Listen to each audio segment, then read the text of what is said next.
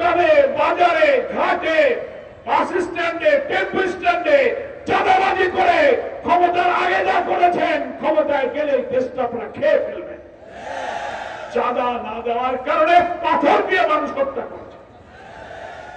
যতদিন ইচ্ছা তিনি ক্ষমতায় থাকতে পারবেন, ভোট কেটে হোক, লুটপাট করে হোক, জোর করে হোক। আমরা এবার সংস্কার করেছি, একজন প্রধানমন্ত্রী তিনি যে দলেরই হোক পরপর 2 বার অর্থাৎ 10 বছরের বেশি ক্ষমতায় থাকতে পারবে না। এই জন্য আইন করা হয়েছে যে কোন প্রধানমন্ত্রী যেন নিজেকে অসীম ক্ষমতাধর করে না করেন। এমন একটি নতুন সমৃদ্ধ বাংলাদেশ এই 11 দল স্বপ্ন দেখে গড়তে চায়, যে নতুন বাংলাদেশ, সমৃদ্ধ বাংলাদেশ, মানবিক বাংলাদেশের স্বপ্ন সারথি হচ্ছে বাংলাদেশ জামাত ইসলামের আমির ডাক্তার শফিকুর রহমান।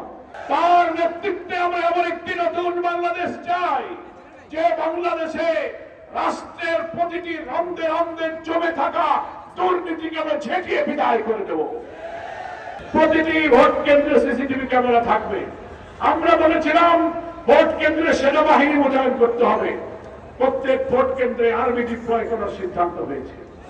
অতিরিক্ত প্রত্যেক দায়িত্বপ্রাপ্ত পুলিশ অফিসারের বডিতে বডি ক্যামেরা ফিট করা থাকবে।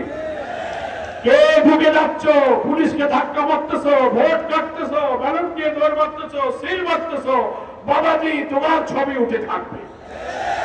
ওই ভোট কেন্দ্রের এলাকায় তো তোমার বাড়ি, তোমাকে ধরে নিয়ে আসা হবে। এত ব্যবস্থার পরও যদি ভোট কাটতে আসে, চাঁদপুরের ভাইদেরকে বলে যাই, তরুণ যুবকেরা 200-300 লোক সকাল থেকে সন্ধ্যা পর্যন্ত ভোট কেন্দ্রে পাহারা দিতে হবে। ভোট ডাকাতকে পেলে ধরে পাকড়াও করতে হবে, আইনে তদন্ত করতে হবে।